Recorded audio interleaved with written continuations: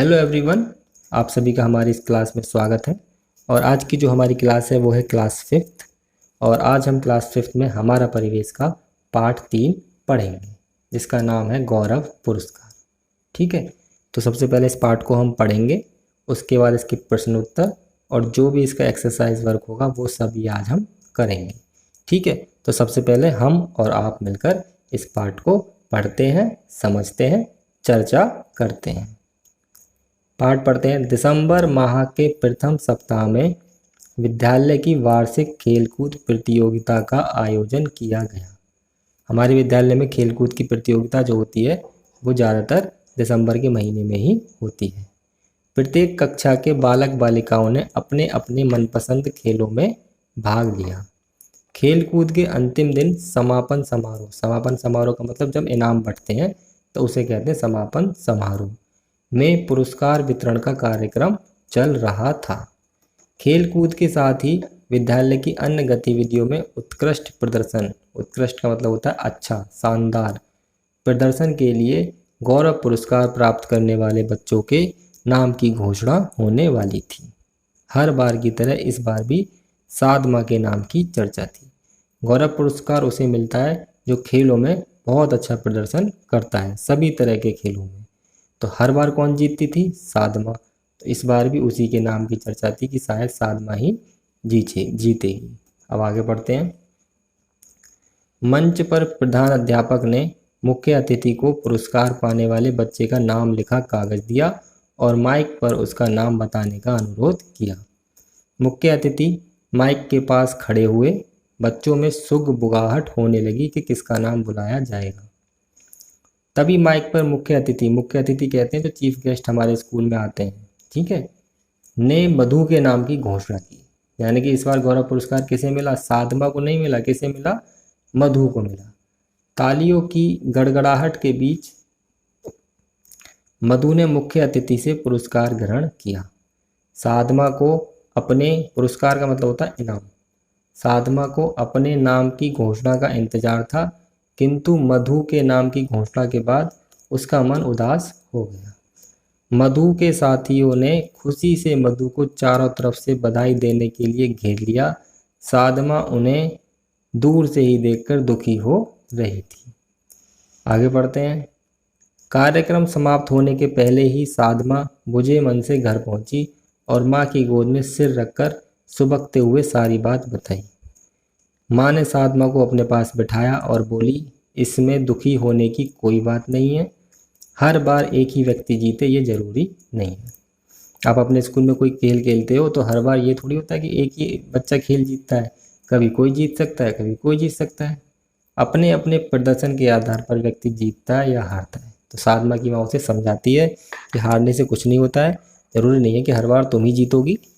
तुम्हारा प्रदर्शन इस बार अच्छा नहीं रहा, जिसका अच्छा रहा वो जीती है। तुम्हें विचार करना चाहिए कि तुम्हारे प्रदर्शन में कमी क्यों आई। मुझे लगा कि हर बार मैं ही जीतती हूँ, इस बार भी जीत जाऊंगी। ऐसा नहीं हुआ। मैंने खेल का समय भी पढ़ाई में लगाया, किंतु परीक्षाओं में भी मुझे अच्छे अंक नहीं मिले। ऐसा क्यों हुआ माँ? साधमा ने माँ की ओर देखकर पूछा। साधमा जो थी वो पढ़ाई में भी अच्छी थी और खेल में भी अच्छी थी, पर इस बार उसने अपनी पढ़ाई का समय भी खेल में दिया और वो ना तो खेल में ही अव्वल आ पाई और पढ़ाई में भी उसे अच्छे अंक नहीं मिले। आगे पढ़ते हैं।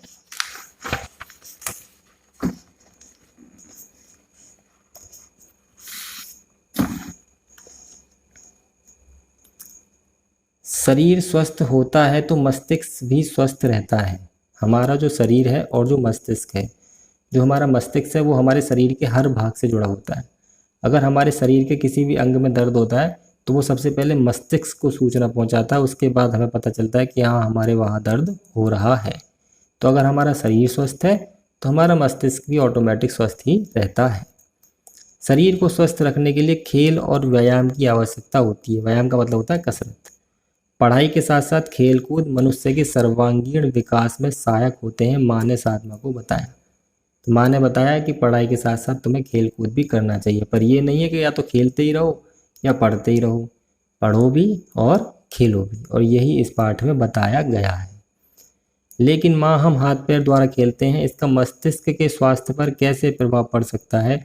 साधमा ने आश्चर्यचकित होते हुए माँ से पूछा। साधमा ने जो प्रश्न पूछा वो आप सब बच्चे ही पूछ सकते हैं, आपके दिमाग में वही चल रहा होगा कि खेलते तो हम हाथ और पैर से हैं, तो फिर हमारे मस्तिष्क पर कैसे प्रभाव पड़ता है इसका? मस्तिष्क तो ऊपर होता है सिर के, हाँ मस्तिष्क से तो हम खेलते नहीं हैं। साधमा की माँ ने फिर इसका जवाब दिया, आप इसे समझिए। साधमा की बात सुनकर माँ मुस्कुराकर बोली, जब तुम क्रिकेट खेलती हो तब तुमने देखा होगा कि गेंद को पकड़ने के लिए हाथ को बढ़ाते समय यह भी सोचना पड़ता है कि गेंद को आगे बढ़कर पकड़ें या पीछे हटकर। समझ में आया ना? तो वहाँ पे हमने दिमाग लगाया ना कि हम आगे बढ़ के पकड़ें इसे या फिर पीछे हटकर, तो मस्तिष्क वहाँ पर अलर्ट हो गया हमारा। तो हमारे हाथ और पैरों के साथ साथ मस्तिष्क जो है वो हमेशा अलर्ट रहता है, या किसी अन्य तरीके से गेंद को पकड़ पाएंगे। यह संकेत हमें मस्तिष्क से ही मिलता है और उसी के अनुसार हम गेंद पकड़ पाते हैं। किसी कार्य को करने के लिए शारीरिक एवं मानसिक रूप से विकसित होना आवश्यक है। पढ़ने, लिखने, खेलने आदि सभी कार्यों में हमारा मस्तिष्क और शरीर दोनों एक साथ काम करते हैं। अगर हम कोई चीज़ खेलते हैं ना, तो ये नहीं है कि हम हाथ पैरों से खेल रहे हैं, उसमें भी हमें अपना दिमाग लगाना पड़ता है, चाहे वो कोई सा भी खेल हो।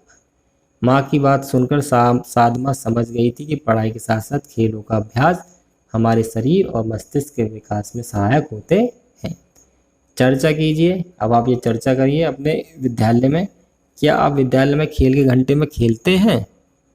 आप लोगों में से कौन खेलने नहीं जाता? कुछ बच्चे ऐसे होते हैं जो क्लास में बैठे रहते हैं, अगर मैदान में भी चले गए तो अभी खेलते नहीं है, वो खड़े खड़े देखते रहते हैं। आप वो उन बच्चों को पहचानें। आप खेल में कभी हारे हैं? क्या आपने हार के कारणों को जानने का प्रयास किया है? जीतने वाली टीम को हारने वाली टीम से कैसा व्यवहार करना चाहिए? आपके दोस्त खेल रहे हैं, आप हार रहे हैं, तो कुछ बच्चे ऐसे होते हैं जो चिढ़ जाते हैं और पूरा खेल बिगाड़ देते हैं और लड़ पड़ते हैं, और कुछ बच्चे ऐसे होते हैं जो अपने हार को स्वीकार करते हैं कि हाँ भाई मैं कमज़ोर था, तुम ताकतवर थे, तुम जीत गए, मैं हार गया। पता करें, खेल के घंटे में यदि कोई बच्चा खेलने नहीं जाता है तो खेलने न जाने के कारणों का पता लगाइए, आप उस बच्चे की क्या मदद कर सकते हैं। आपकी क्लास में देखिएगा जब इंटरवल होता है तो कौन सा बच्चा खेलने नहीं जाता है और क्यों नहीं जा रहा है वो आप पता कीजिए, उससे उसके कारण का पता लगाइए। गर्मी की छुट्टियां हो गई थी। अब आगे की कहानी है, वो कहानी माँ ने जो समझा दिया था वहाँ पे ख़त्म। गर्मी की छुट्टियां हो गई थी। साधमा की बुआ अपने बेटे आसिफ के साथ छुट्टियां बिताने आई थी। ठीक है, साधमा जो वो लड़की थी जिसे इनाम नहीं मिला था, उसकी बुआ आई है उसके घर, उनके बेटे का नाम है आसिफ। साधमा आसिफ से मिलकर बहुत खुश हुई। दोनों घर के बाहर धूप में ही खेलने निकल गए। बच्चों को धूप में खेलता देखकर साधमा की माँ ने उन्हें घर के अंदर आकर खेलने को कहा। घर के अंदर भला हम कैसे खेल सकते हैं? खेल तो बाहर ही खेल सकते हैं, आसिफ ने कहा। खेल घर के अंदर भी खेल सकते हैं, आओ मैं तुम्हें बताती हूँ, साधमा की माँ ने कहा। साधमा और आसिफ ने बात मान ली और अंदर आ गए। तो हमेशा जो खेल होते हैं वो ये नहीं घर के बाहर ही खेले जाएंगे, उछल कूद वाले, दौड़ भाग वाले, कुछ खेल घर के अंदर भी खेले जाते हैं। और वो कौन से खेल हैं उसके बारे में अब बताया गया है।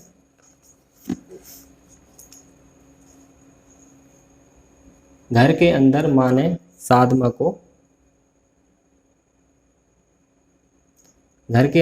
साधमा को कैरम बोर्ड निकाल कर दिया। आसिफ ने उसे साफ किया और कैरम बोर्ड पर पाउडर छिड़क कर गोटियां सजाने लगा। तो घर के अंदर कौन सा खेल खेल सकते हैं हम? कैरम बोर्ड, लूडो, शतरंज और कुछ जो भी खेल होते हैं, 16 पर्ची जो खेलते हैं बच्चे हम स्कूल के, वो भी खेल सकते हैं। और बहुत से खेल होते हैं जो हम घर के अंदर बैठकर भी खेल सकते हैं। तभी पड़ोस के नूतन और नवीन भी आ गए। ठीक है, तो आसिफ और साधमा तो पहले ही थे और नूतन और नवीन और पड़ोस के वहाँ से आ गए, वो भी साथ में बैठकर खेलने लगे। खेलते हुए अचानक आसिफ ने कैरम बोर्ड को पलट दिया जिससे बची गोटियां गिर गईं। नूतन को बहुत गुस्सा आया। साधमा जोर जोर से आसिफ को भला बुरा कहने लगी। नवीन की आंखों में आंसू आ गए क्योंकि वह जीतने वाला था। तो जो बात मैंने अभी आपको बताई थी वही है कि अगर दो खिलाड़ी खेल खेलते हैं और अगर एक हारने वाला है, बच्चों में खासकर ऐसा होता है कि अगर बच्चा एक हारने वाला होता है तो वो खेल बिगाड़ देता है। तो वो आसिफ ने वही किया। आसिफ हारने वाला था तो उसने खेल बिगाड़ दिया। शोरगुल सुनकर आसिफ की माँ वहाँ आ गई। पता चला कि आसिफ खेल में हार रहा था, अतः उसने खेल खत्म होने के पहले ही खेल को बिगाड़ दिया। हम जब भी कोई खेल खेलते हैं या तो उसमें जीतते हैं या हारते हैं, हमारी कोशिश होती है कि हम जीतें, पर हमेशा ऐसा नहीं होता। हमेशा कोई जीत सकता है? कभी ना कभी तो हारता ही है। हार जाने पर हमें जीतने वाले खिलाड़ी के खेल के प्रयासों की प्रशंसा करनी चाहिए और उसे बधाई देनी चाहिए। ये नहीं है कि उसे पीट दो, उससे लड़ पड़ो या खेल बिगाड़ दो। यदि हम जीतते हैं तो हारने वाले के प्रयासों की सराहना यानी कि प्रशंसा करनी चाहिए, ताली बजानी चाहिए, हाँ भाई तुम अच्छा खेले हो, कि उसने अंत तक जीतने का प्रयास किया। जीतने पर अहंकार की भावना नहीं आनी चाहिए। माँ से ये सारी बातें सुनकर आसिफ को अपनी गलती का एहसास हुआ। उसने नूतन, नवीन और साधमा से माफ़ी मांगी और पुनः चारों खेलने बैठ गए। क्या आसिफ का यह व्यवहार उचित था? जी नहीं, बिल्कुल नहीं। आसिफ का बड़ा खराब व्यवहार था, हमें ऐसा नहीं करना चाहिए। क्या आप आसिफ की जगह होते तो क्या करते, वो आप बताएंगे। अब यहाँ सबसे इम्पोर्टेंट चीज़ बताई गई है, ये जो पूरा पार्ट जिसके बारे में है वो है खेल के दो प्रकार, इंडोर गेम और आउटडोर गेम। इस पार्ट का एक बहुत बढ़िया भाग है, ये वाला महत्वपूर्ण भाग है। इंडोर गेम, इंडोर इन मतलब होता है अंदर, डोर मतलब दरवाज़ा, है ना। इंडोर का मतलब क्या होता है, मैं यहाँ लिखता हूँ। इंडोर का मतलब होता है, डोर मतलब दरवाज़ा होता है, पता है ना आपको, तो दरवाजे के अंदर, दरवाजा के अंदर। तो दरवाजे के अंदर मतलब घर के अंदर हो गया ना, दरवाजे के अंदर आएंगे तो घर के अंदर आएंगे। तो घर के अंदर जो जो खेल खेले जाते हैं उसको कहते हैं इंडोर गेम्स। कौन कौन से होते हैं? शतरंज, शतरंज देखा है ना आपने, जो काली और सफ़ेद रंग के पट्टे बने होते हैं, चौकोर चौकोर, और उसमें हाथी, घोड़ा, वजीर, राजा सब होते हैं, वो शतरंज खेल होता है। शतरंज, टेबल टेनिस, एक टेबल पर हम दो वो लेके बॉल से मारते हैं एक दूसरे की तरफ, उसे टेबल टेनिस। कैरम, लूडो खेलते हैं, वो सारे हमारे इंडोर गेम हैं। आउटडोर गेम, आउट माने होता है बाहर, डोर मतलब होता है दरवाज़ा। दरवाजे के बाहर जो भी खेल खेलते हैं वो सारे आउटडोर गेम होते हैं, जैसे हॉकी, क्रिकेट, फुटबॉल, और जो भी भाग दौड़ वाले खेल हम खेलते हैं बाहर, वो सब कौन से होते हैं? Outdoor game. आउटडोर गेम स्वास्थ्य की दृष्टि से अच्छे होते हैं, वो ज़्यादा अच्छे हैं क्योंकि वो उसमें हमारा शरीर चलता रहता है, क्योंकि ये खुले वातावरण में उछल कूद के साथ खेले जाते हैं। इंडोर गेम शांत वातावरण में मानसिक रूप से अधिक सक्रिय होकर खेले जाते हैं। तो आउटडोर गेम से क्या होता है, हमारा शरीर अच्छा रहता है क्योंकि उसमें हम उछलते कूदते हैं। और इंडोर यानी कि एक जगह बैठ के शतरंज, लूडो खेलने से हम दिमाग से उन गेमों को खेलते हैं, तो वहाँ हमारा दिमाग अच्छा होता है, यानी कि मानसिक रूप से अच्छे होते हैं। कुछ खेल दोनों जगह खेले जाते हैं, इंडोर भी और आउटडोर भी। कौन कौन से हैं? बैडमिंटन, टेबल टेनिस आदि। ठीक है, ये वो गेम है जो अंदर भी खेल लो और बाहर भी खेल लो। अब इस पार्ट को आगे पढ़ते हैं, खत्म होने वाला है बस पार्ट, थोड़ा सा और बचा है।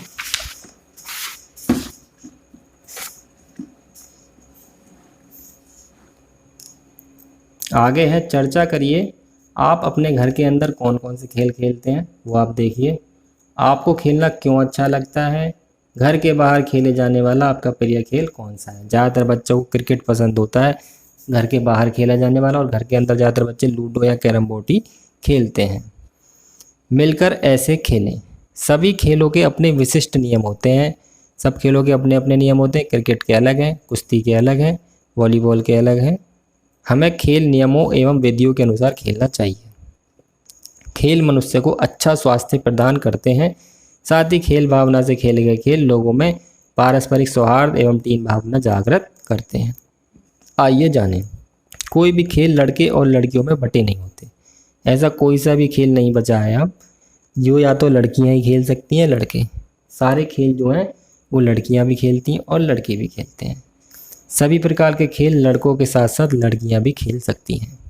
अपने देश की पीटी ऊषा, बीना मोल, बालसम्मा, रोजा कुट्टी एथलेटिक्स, बुला चौधरी तैराकी, सानिया मिर्जा टेनिस, अंजू बॉबी जॉर्ज लंबी कूद, मैरी कॉम बॉक्सिंग, साइना नेहवाल बैडमिंटन, साक्षी मलिक कुश्ती में अंतर्राष्ट्रीय स्तर पर अपनी छाप छोड़ चुके हैं। ये भारत की खिलाड़ी हैं जो इन खेलों में विदेशों में हमारी देश का नाम रोशन कर चुकी हैं। हमारे यहाँ की महिला हॉकी और महिला क्रिकेट की टीमें विश्वविख्यात हैं। इसी प्रकार विराट कोहली क्रिकेट में, विश्वनाथन आनंद शतरंज में और सरदार सिंह हॉकी में भारत को प्रसिद्धि दिला रहे हैं। दिव्यांग, दिव्यांग का मतलब होता है जिनके हाथ या पैर या आँख कुछ चीज़ें खराब होती हैं, यानी कि सही ढंग से हमारी तरह काम नहीं करती हैं, उन्हें कहते हैं दिव्यांग। दिव्यांग महिला एवं पुरुष भी पैरा ओलंपिक खेलों में भाग लेकर विदेशों में पुरस्कृत हो रहे हैं। हमें खेल को लेकर कोई भेदभाव नहीं करना चाहिए। तो ये खेल लड़की खेल सकती है कि लड़के खेल सकते हैं या फिर विकलांग नहीं खेल सकते। आजकल सभी खेल सभी लोग खेल सकते हैं। अब इसमें 4 प्रश्न हैं, जिसमें से एक प्रश्न जो घ वाला है पहले मैं वो बता देता हूँ आपको, उसके बाद इन 3 प्रश्नों को भी मैं आपको बता दूंगा। तो सबसे पहले इस प्रश्न को कर लेते हैं, सबसे पहले इस प्रश्न को पढ़ते हैं। क्या है ये? अपने पसंद के खेलों के नाम तालिका में लिखिए। एक तालिका अगले पेज पर दे रखी है, मैं आपको दिखाऊंगा। और इनमें से घर के अंदर खेले जाने वाले खेलों के सामने तो घर बनाना है, और घर के बाहर खेले जाने वाले के सामने पेड़ बनाना है। ठीक है, तो एक तालिका में हमें भरना है, मैं भर के बताता हूँ कैसे भरना है आपको। देखिए ये वो तालिका है जिसमें हमें पेड़ बनाना है या घर बनाना है। घर किस में बनाना है? जो घर के अंदर खेले जाते हैं इंडोर गेम्स। और पेड़ किस में बनाना है? जो घर के बाहर खेले जाते हैं आउटडोर गेम्स। तो सबसे पहले मैं यहाँ लिख देता हूँ कैरम। कैरम खेल रहे थे ना वो चारों मिलके, और यहाँ मैं बना देता हूँ घर। ठीक है, आप अच्छा सुंदर सा बना लेना। और फिर मैं एक आउटडोर लिख देता हूँ, मान लो क्रिकेट। क्रिकेट तो घर के बाहर खेला जाता है ना, तो यहाँ पढ़ा देता हूँ मैं पेड़। पेड़ का मतलब है ये घर के बाहर खेला जा रहा है। और कोई लिख देता हूँ जैसे लूडो। लूडो जो होता है वो घर के अंदर खेला जाता है, तो यहाँ मैं बना देता हूँ घर। और मान लो आपको खेलनी है हॉकी, तो हॉकी तो घर के बाहर खेली जाएगी, तो यहाँ बना देता हूँ मैं पेड़। और मान लो आपको खेलना है फुटबॉल खेलना है, तो फुटबॉल तो घर के बाहर खेली जाएगी, तो यहाँ भी क्या बनेगा हमारा? पेड़। ठीक है, तो ये प्रश्न हमारा पूरा हो गया। आप अपनी तरफ से कोई भी खेल सोचें और घर के अंदर खेले जाने वाला है या बाहर खेले जाने वाला है, उस हिसाब से इनमें से बना लें। और जो दोनों जगह खेला जाता हो वहाँ दोनों बना देना। ठीक है ना। अगला सवाल है चित्र देखकर लिखिए। चित्र देखकर लिखिए। ये चित्र किसका बन रहा है? देखा है कभी आपने? ये चिड़िया है और ये बल्ला, यानी कि इसे कहते हैं बैडमिंटन। चिड़िया बल्ला हम कहते हैं वैसे, पर इसका नाम जो होता है वो होता है बैडमिंटन। और इसके प्रसिद्ध खिलाड़ी जो हैं वो महिलाओं में तो साइना नेहवाल हैं, एक पीवी सिंधु भी बहुत फेमस है अब। और पुरुषों में इसके पुलेला गोपीचंद रह चुके हैं पहले, मैं बता देता हूँ आपको, पता नहीं होगा। पुलेला गोपीचंद बैडमिंटन में बहुत ही प्रसिद्ध खिलाड़ी रह चुके हैं। ये क्रिकेट है, ये तो आप देखते ही पहचान गए होंगे लड़के तो खासकर।